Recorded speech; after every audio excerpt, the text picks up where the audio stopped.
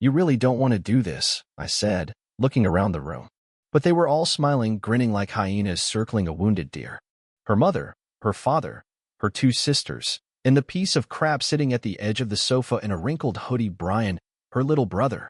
The same guy who once borrowed my car and returned it with vomit in the back seat. He was now asking me for 15 grand. Correction, they were all demanding it. We took a family vote, her father said, as if this was the goddamn Supreme Court. And the majority believes it's the right thing to do. I glanced at my wife, Sarah. She didn't look at me. She just sat there, arms crossed, pretending her phone was the most interesting thing in the world. No support, no loyalty, no spine. Majority rules, her mother repeated with a smug little smile. It's how we do things in this family. I tilted my head. Oh yeah, I said, pulling a folded document from my jacket pocket. Then let's vote on something else. Silence. I threw the paper on the coffee table. It slid across and stopped right in front of Sarah. It was the private investigator's report. Photos, times, hotel receipts. And right at the top, subject, Sarah Daniels. Affair under investigation. The room exploded in chaos. Sarah shot up like someone lit her chair on fire. What the hell is this? Her dad stood too. Is this some kind of joke, Alex? Brian laughed nervously. Dude, this isn't cool. You want to talk about family decisions? I said, voice rising. Your daughter's been giving private tutoring sessions to her gym trainer while I was working 12-hour shifts to keep this roof over your heads. Sarah snatched the file off the table, flipping through it with shaking hands. Her eyes went wide. Real wide. She slammed it closed and looked at me like I was the villain. You hired a PI? Are you serious? UF ***** Ed Kyle in the back of his Subaru. Yeah, I'm serious. More yelling. Her sisters started crying. Her mom said something about embarrassing the family, and her dad actually had the nerve to ask me to calm down. But I wasn't done.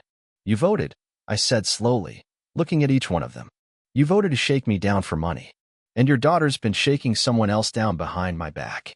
So let me return the favor. I walked to the TV stand, grabbed a second envelope. This, I said, holding it high, is a notarized motion for divorce. With evidence of infidelity attached. That means I get the house, the car, and full custody of our dog, Max. Sarah gasped. You're insane. No, I replied, stepping closer. What's insane is you thinking I wouldn't find out. What's insane is screwing Kyle during your lunch break, then texting me to pick up almond milk like we're still normal. Brian mumbled something under his breath. What was that? I snapped. He looked up, suddenly brave. You're just mad 'cause she finally got bored of you. I didn't hit him. But God, I wanted to. Instead, I leaned in close and whispered, when I refused to give your loser-ass money, you tried to humiliate me in front of everyone. Now look around. Who's humiliated now? Sarah was trembling. Not crying. Not apologizing. Just furious that she'd been caught. She clenched her jaw like she wanted to spit fire at me. You're ruining everything. You already ruined it, babe, I said. I just gave it a name. Then I left. I didn't slam the door. I didn't break anything. I just walked out, calm and silent, while chaos screamed behind me. Her family's little power play had just backfired in the most nuclear way possible. And it was only the beginning. It started with the gym bag. Sarah never used to care about the gym. When we first met, she hated sweating. She said treadmills felt like hamster wheels, and her idea of cardio was shopping at Target. But suddenly, 3 months ago, she became obsessed. She'd leave for Zumba at 6 a.m., come back glowing like she'd just seen Jesus, and start talking about core strengthening like she was prepping for the Olympics. At first, I was happy for her. I thought maybe she wanted to feel good again. I even bought her new workout clothes, surprised her with wireless earbuds. I was proud of her. Then she started showering before she got home. That was the first crack. I asked her about it, casually. She smiled and said the gym had upgraded their locker rooms. Luxury spa vibes, she joked. But her clothes were always too clean. Her hair too dry. Her perfume too strong for a woman who'd just been running laps. And then came the girls' nights. Every Thursday. Same outfit.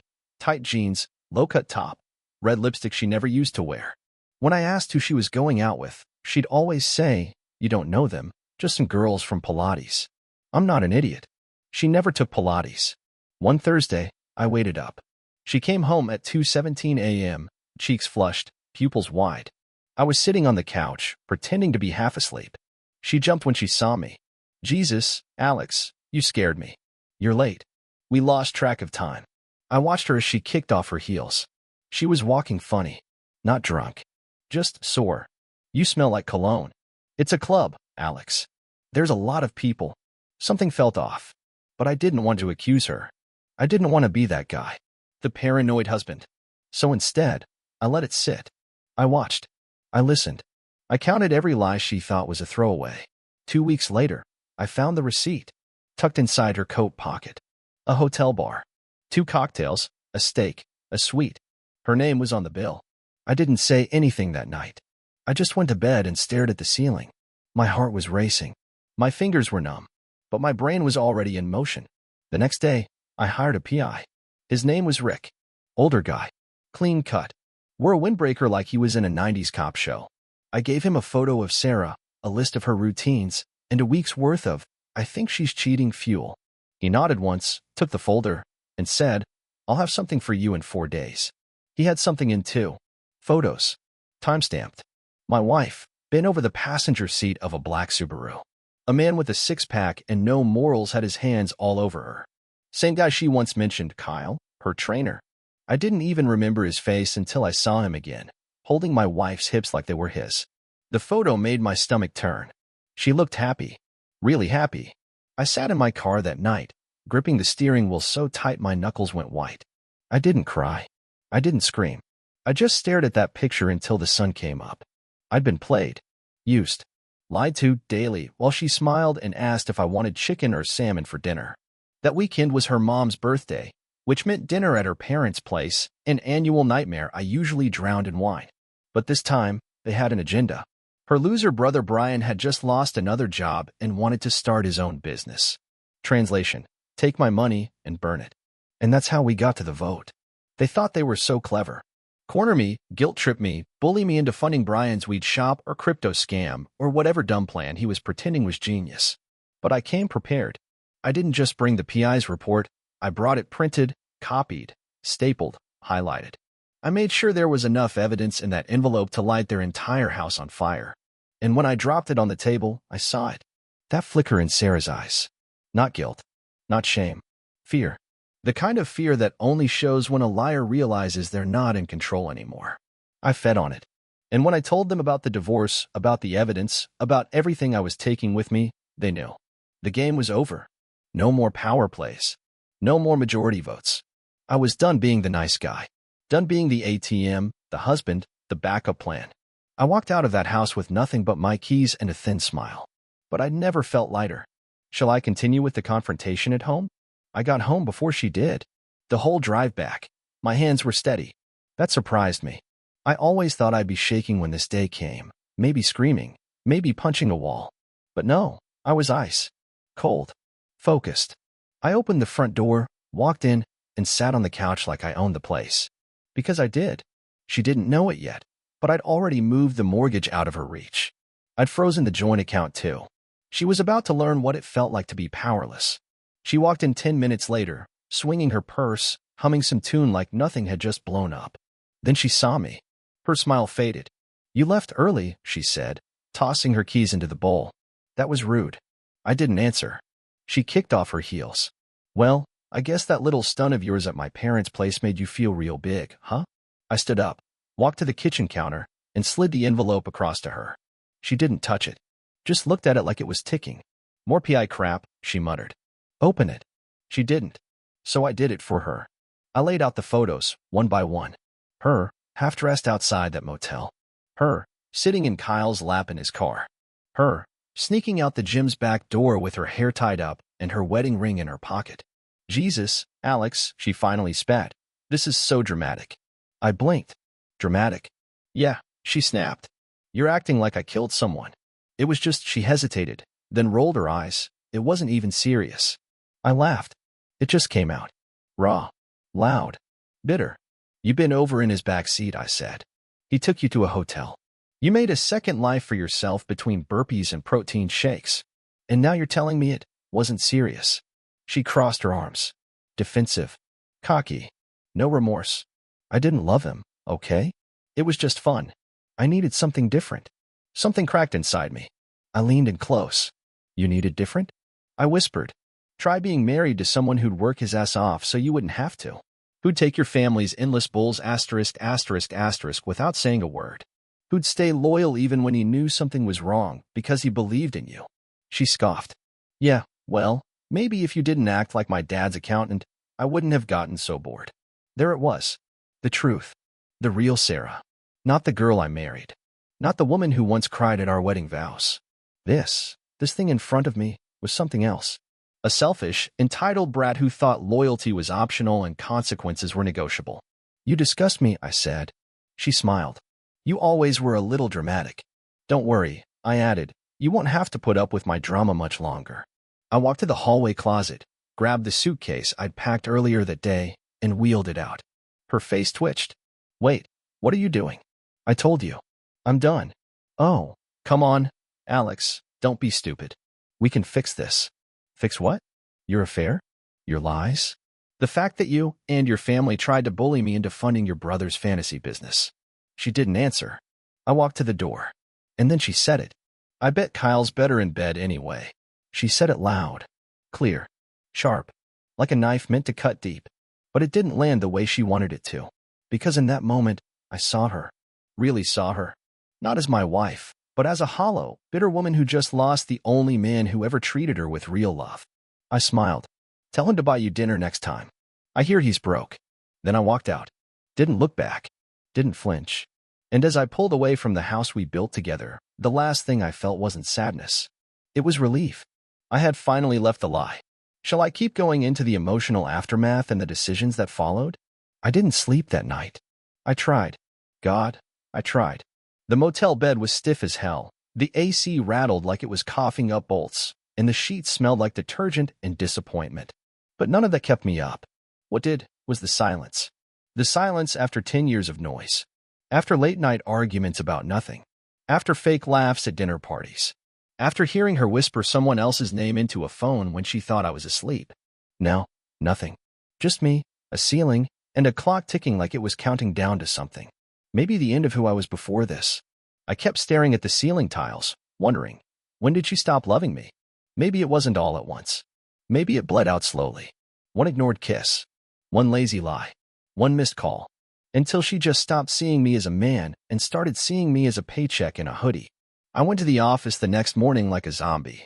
My assistant, Tina, asked if I was okay. I told her I was fine. I wasn't. I couldn't focus on the numbers. Couldn't look at spreadsheets. All I saw were her eyes, dead and empty, telling me Kyle was better in bed. By lunch, I found myself outside a lawyer's office. Clean place. Smelled like fake leather and fresh coffee. I handed him the file the PI gave me. His eyes widened as he flipped through it. Jesus, he muttered. You weren't kidding. I want everything I'm owed, I said. House. Car. No spousal support. And I want the dog. He nodded. With this evidence, you'll get it. Good. Because Max didn't deserve to live with a woman like her. He was loyal. Loving. Everything she used to pretend to be. I drove back to the house 3 days later. She wasn't supposed to be home, but she was. Kyle's car wasn't in the driveway, so I assumed maybe they had a fight. Or maybe he bailed now that she didn't have the safety net of a husband. He got what he wanted. That's what parasites do. She opened the door before I could knock. Her eyes were red. She looked like she hadn't slept either. Can we talk? No. Alex, please. I didn't move. I didn't answer. Just 5 minutes, she begged. I pushed past her and walked straight to the bedroom. I knew what I came for. Some clothes. My grandfather's watch. A framed photo of Max and me at the lake. Everything else could burn. She followed me down the hall like a ghost. You're really going through with it? I didn't answer. I was stupid, she whispered. It didn't mean anything. Stop saying that. What? That it didn't mean anything. You risked everything for him. You told him things you never told me. You smiled in those pictures in ways you stopped smiling at me years ago. Don't insult both of us by pretending it was nothing. She started crying. Real tears. Loud ones. I didn't care. You just walked away, she sobbed. Like I meant nothing to you. I turned to her, dead in the eyes. You lied to me for months. You stripped every ounce of trust from this marriage. And when I needed you, when your family tried to corner me for money, you sat there and watched. You walked away first. You just never had the balls to do it out loud. That shut her up. She stood there, breathing heavy, mascara running, but I saw it, deep down, beneath all the fake regret. She was pissed I didn't come crawling back, that I didn't beg her to stay, that I made the decision for both of us. That was always the problem with her. She wanted power, but not responsibility. She wanted freedom, but not consequences. I zipped up my duffel bag and headed for the door. Max's leash was hanging by the coat rack. She didn't stop me. I turned one last time. "You'll regret this," I said quietly. "Not because you lost me, but because you lost the only man who ever stayed when he should have run." And then I walked away again. Only this time, it felt final. Should I continue with what happened after the divorce started and how life began to shift for me? The day the divorce papers were served, she called me 37 times. I didn't answer once. She tried texts next. Paragraphs that swung between rage, desperation, and manipulation. One second it was, "You're really doing this? After everything?" And the next it was, "You'll be nothing without me." Funny. I was already starting to feel like something again. I didn't feel free yet, but I felt cleaner. Lighter. Like I'd finally dropped a weight I didn't even know I'd been carrying. I moved into a 2-bedroom apartment downtown, nothing fancy, but it had clean floors, working locks, and no perfume on the pillow. Max adjusted fast. Dogs always know. He stuck close to me, almost as if he could sense I needed him more than ever. I started running. Every morning, at sunrise. I'd never been a runner, but something about the pounding of my feet on pavement gave me peace. Clarity. Something Sarah never gave me in those last years. One morning, about 3 weeks in, I ran past Kyle. Yeah, Kyle.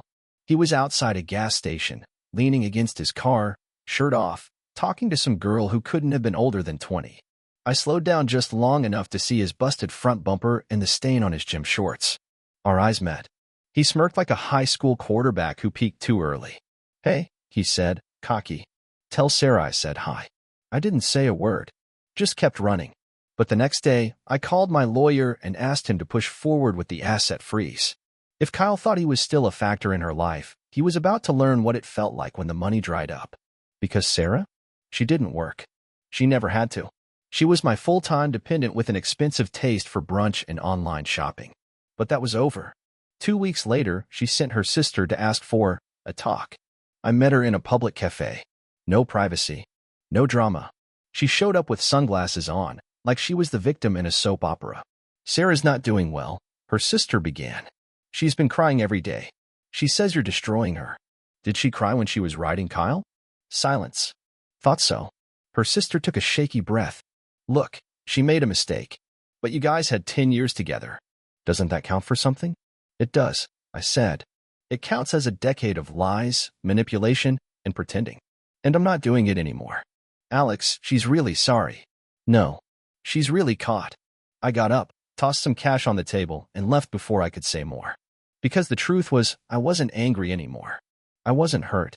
Not in the way I expected to be. What I felt was distance. Like that whole life had happened to someone else. That night, I poured myself a glass of bourbon, sat on the balcony with Max at my feet, and just listened to the city hum around me. It hit me then. Really hit me. I survived her. Not just the betrayal. Not just the lies. I survived her. All of it. Her games. Her cold shoulder. Her fake apologies. I walked through hell, and I didn't burn. I walked out cleaner than I went in. And now, I had one job left. Make sure no man ever falls for the same mask I did. Shall I continue with how I moved on? What changed in my mindset? And the final closure moment? I didn't start dating right away. Honestly, the idea of another woman near me made my skin crawl. I wasn't bitter. I was just wiser now. More cautious. I learned the hard way that someone can say they love you every day for years and still be planning an escape the whole time. Trust is like glass. And Sarah didn't crack it. She drop-kicked it off a rooftop. So, I focused on rebuilding. I got back into cooking. Real food. Not frozen dinners or takeout bags. Max became my unofficial sous chef, always watching, tail-thumping whenever he smelled meat. I rediscovered music, vinyl, mostly. Old stuff. Real stuff. And I started writing again. Not poetry or anything dramatic. Just thoughts. Bits of memory.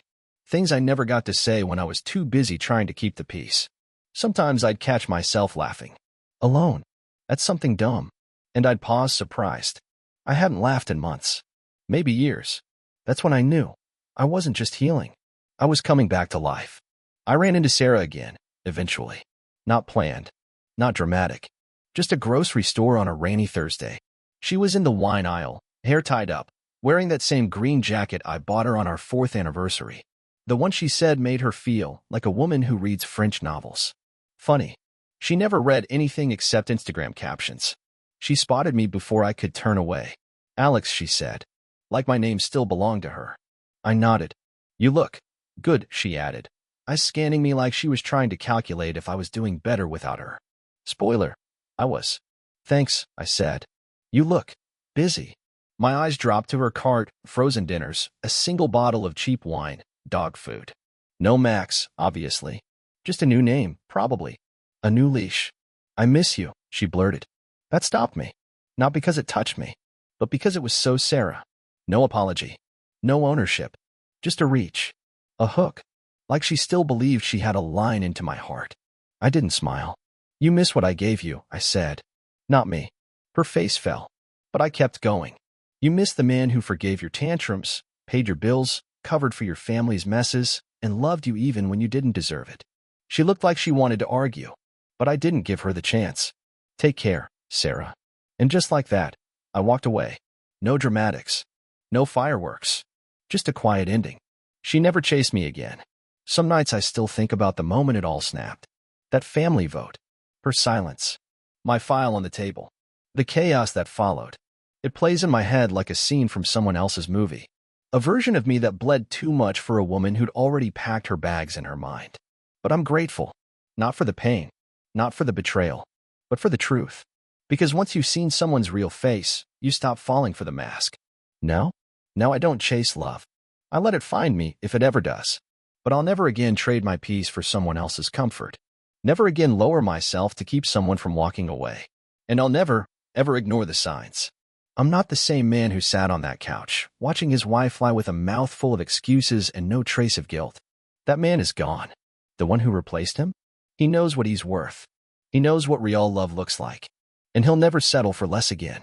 It took almost 6 months for the divorce to be finalized. She delayed it. Of course she did. Claimed emotional distress, said she needed space before signing. Her lawyer tried to play cute, throwing out settlements like we were haggling over a used car instead of 10 years of my life. But I didn't budge. I had the photos, the receipts, the PI's full report, and the look on her face during that family vote burned into my memory. They thought they could break me, but all they did was teach me how to walk without a leash. When the final papers came through, I didn't throw a party. No big celebration. I just sat at the kitchen table, opened the envelope, and read the words dissolution of marriage like they were the last sentence in a book I'd forced myself to finish. Then I took a breath so deep, it shook my ribs. That night, I went back to the lake. The one where Max and I used to fish. It was late, too cold for comfort, but I needed to stand there. I needed to feel the silence, the wind off the water, the sound of the trees whispering things no one else could hear. Max sat beside me, tail curled around his feet, eyes on the dark. You remember how she used to hate coming here? I said aloud, knowing he didn't care about the words but would understand the tone. She said the bugs made her itchy. Said the quiet made her feel small. I laughed under my breath. The quiet saved me, Max. And that's when I realized. I hadn't thought about her face in days. Not really. Not the real her. Not the mask she wore when she wanted something. Not the forced laughs. Not the fake cries. Not even the way she used to say, I love you, like it was a habit. It was like her presence had faded. Like the smoke finally cleared and left nothing but open sky. I met someone new a few months later. Not in the way movies romanticize it. No spilled coffee, no locked eyes from across the room. Just a bookstore. A real one. She was standing in the psychology section, thumbing through a paperback about boundaries. We talked. Briefly. Politely. She smiled like she meant it. And when I asked if she came there often, she laughed and said, wow, that was almost charming. Her name was Julia. We didn't go out right away. We talked first. For weeks. Calls. Messages. Walks with our dogs. Nothing rushed. Nothing fake. She didn't ask about Sarah. I didn't volunteer. Eventually, I told her. Not the full mess, but the parts that shaped me. The betrayal. The lies. The way I lost myself in trying to keep a woman who didn't want to be kept. She listened. Quiet. No judgment. Just understanding. And when she finally spoke, she didn't say, I'm sorry. She said, "That must have hurt like hell." That's how I knew she was different. We're still figuring it out, Julia and I. There's no promises, no illusions. Just two people who've been burned and are careful not to set fires in each other's lives. And that's enough for now. If someone asked me what I learned from all of this, I'd tell them this. Listen early, leave sooner, and never mistake chaos for passion. Love isn't meant to hurt like that. Love isn't silence during a betrayal. Love doesn't sit still when you're being broken. If you ever feel like you're begging to be chosen, you're in the wrong story. Walk away. Because sometimes the most powerful thing you can do is leave the room before they vote. And bring the match with you. The day I truly knew it was over wasn't when the papers were signed, or when I left the house with Max, or even when I saw her at that grocery store trying to claw her way back into my life with crocodile tears and a shopping cart full of regrets. It was the night I slept and didn't dream about her. No memories. No arguments. No what-ifs. Just quiet, peaceful, undisturbed sleep. I woke up with the sun on my face, Max curled up by my feet, and a strange, powerful stillness in my chest where the war used to be. That's when I realized I hadn't lost a wife. I'd lost an illusion. And in return, I found myself. So if you're reading this, if you're in the middle of it, questioning your worth, watching someone chip away at your dignity piece by piece, don't wait for the explosion. Don't sit through the lies, hoping they'll somehow turn into truth. If she's cheating, lying, disrespecting you in public and in private, that's not your wife. That's a stranger wearing her face. Walk, even if it breaks you at first. Because one day, sooner than you think, you'll look in the mirror and see him again. The man you were before her. The man who gave too much. Who tolerated too long. Who bent so far, he almost snapped. You'll see him. And you'll nod. Maybe smile a little. And say, there you are. And if you're lucky, someone new might come along, not to fix you, not to save you, but to meet you in the middle, with open hands and no hidden daggers. But even if she doesn't, you'll be good. Because peace? Peace is worth more than a ring. Peace doesn't cheat. Peace doesn't vote against you in your own goddamn living room. And peace always wins in the end.